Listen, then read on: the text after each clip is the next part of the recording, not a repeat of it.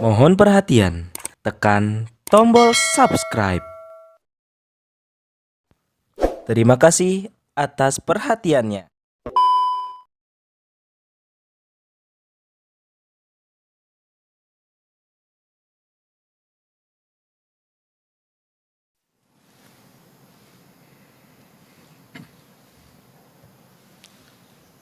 Bismillahirrahmanirrahim.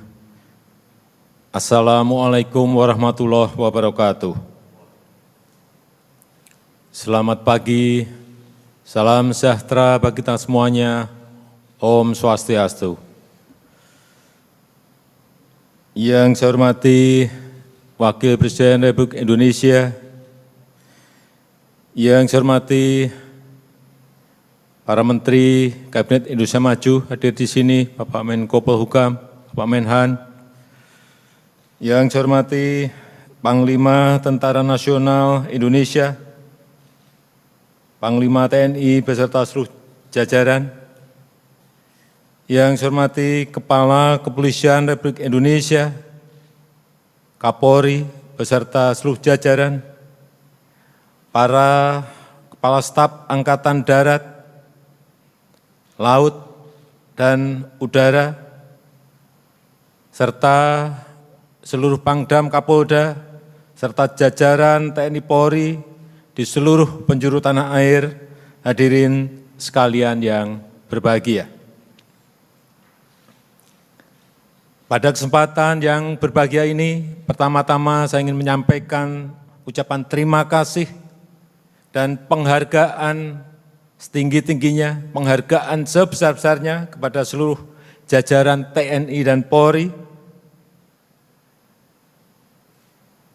yang dalam setiap masa-masa sulit,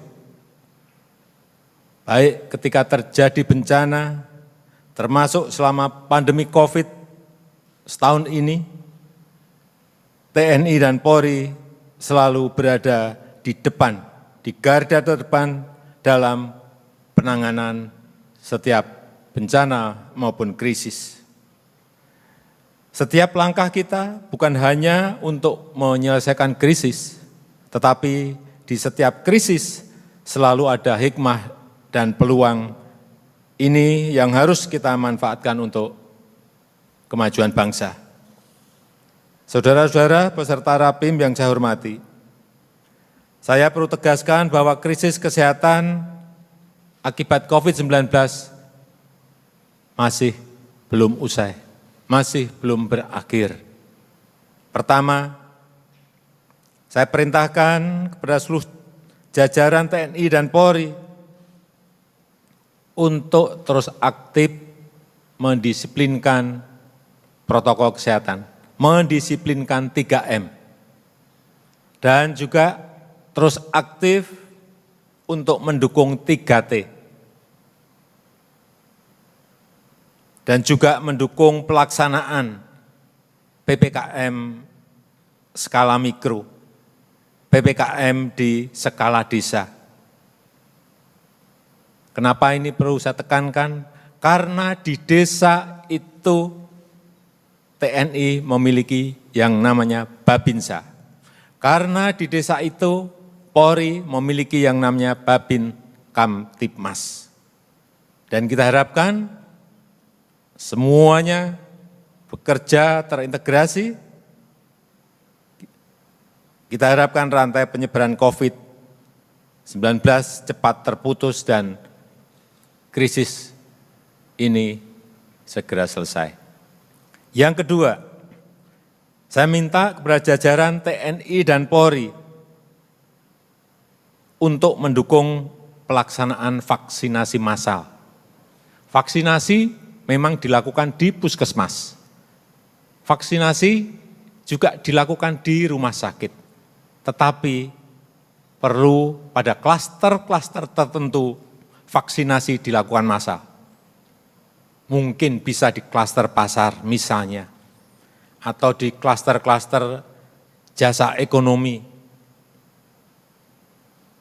atau di klaster-klaster kampung yang sudah memerah. Karena kecepatan itu dimiliki oleh TNI dan Polri dalam mengelola setiap kedaruratan atau krisis yang ada. Saat ini pemerintah sedang terus berupaya keras untuk memperoleh vaksin dari berbagai negara. Tapi yang datang memang baru dari satu negara, tapi kita berusaha dari beberapa negara. Dan itu juga menjadi rebutan 215 negara. Ini yang kita harus sadar. Tidak mudah mendapatkan yang namanya vaksin sekarang ini.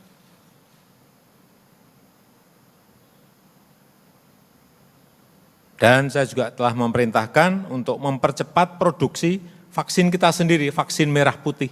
Tetapi juga ini ternyata memerlukan waktu. Mungkin baru akhir tahun, insya Allah bisa diproduksi.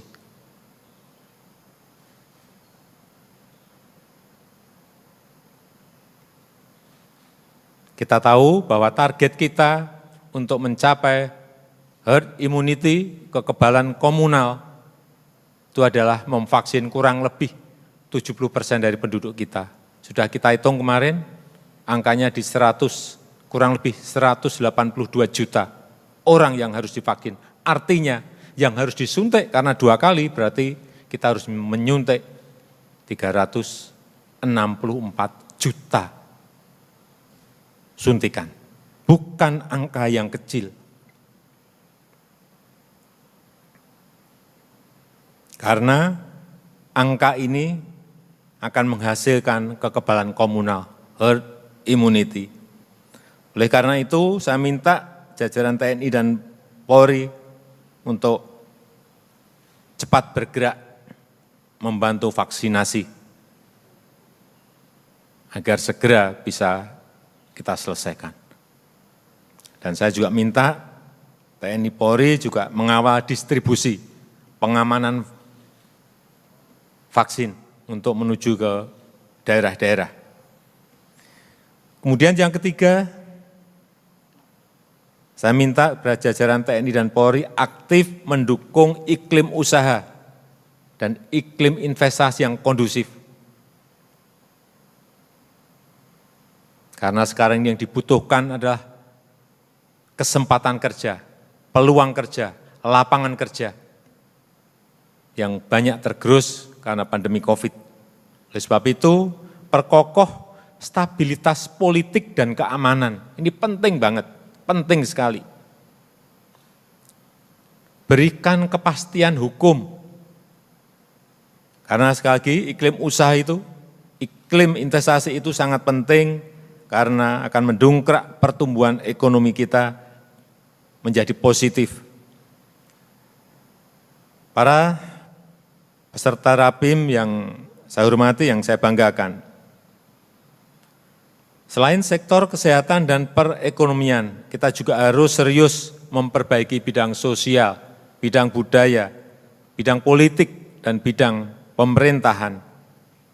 Oleh karena itu, keempat, saya minta kepada jajaran TNI dan Polri untuk selalu menghormati dan menjunjung tinggi demokrasi serta memberikan rasa keadilan kepada masyarakat. Negara kita adalah negara demokrasi yang menghormati kebebasan berpendapat dan berorganisasi. Negara kita adalah negara hukum yang harus menjalankan hukum yang seadil-adilnya, melindungi kepentingan yang lebih luas, dan sekaligus menjamin rasa keadilan masyarakat. Belakangan ini saya lihat semakin banyak warga masyarakat yang saling melaporkan. Ada proses hukum yang dianggap kurang memenuhi rasa keadilan. Tetapi memang pelapor itu ada rujukan hukumnya. Ini repotnya di sini. Antara lain Undang-Undang ITE. Saya paham Undang-Undang ITE ini semangatnya adalah untuk menjaga ruang digital Indonesia agar bersih, agar sehat, agar beretika, dan agar bisa dimanfaatkan secara produktif. Tetapi implementasinya, pelaksanaannya, jangan justru menimbulkan rasa ketidakadilan. Oleh karena itu, saya minta kepada Kapolri agar jajarannya lebih selektif, sekali lagi, lebih selektif mensikapi dan menerima pelaporan pelanggaran Undang-Undang ITE. Hati-hati, pasal-pasal yang bisa menimbulkan multitafsir harus diterjemahkan secara hati-hati. Penuh dengan kehati-hatian. Buat pedoman interpretasi resmi terhadap pasal-pasal Undang-Undang ITE, biar jelas. Dan Kapolri harus meningkatkan pengawasan agar implementasinya konsisten, akuntabel, dan berkeadilan. Kalau Undang-Undang ITE tidak bisa memberikan rasa keadilan,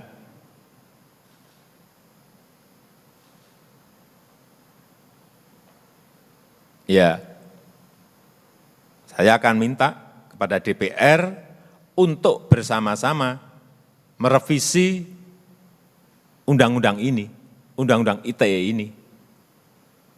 Karena disinilah hulunya. Hulunya ada di sini. Revisi. Terutama menghapus pasal-pasal karet yang penafsirannya bisa berbeda-beda, yang mudah diinterpretasikan secara sepihak.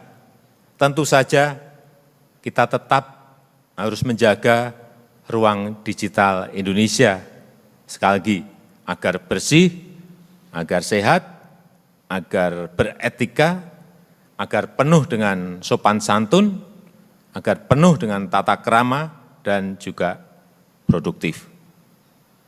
Terakhir, yang kelima, saya minta kepada TNI dan Polri untuk menjadi institusi yang semakin profesional dan bekerja secara sinergis. Jadilah organisasi modern dengan tata kelola yang baik, yang transparan, yang akuntabel, yang bebas dari tindak pidana korupsi. Teguh kepada Pancasila, manfaatkan perkembangan ilmu pengetahuan dan teknologi, dan bekerjalah sekali lagi secara sinergis untuk melindungi kepentingan masyarakat, kepentingan rakyat, kepentingan bangsa, kepentingan negara. Profesionalitas dan sinergitas antara TNI dan Polri akan menjadi penjaga kekuatan dan inovasi bangsa menuju Indonesia maju. Saya rasa itu yang bisa saya sampaikan pada kesempatan yang baik ini. Terima kasih. Wassalamualaikum warahmatullahi wabarakatuh.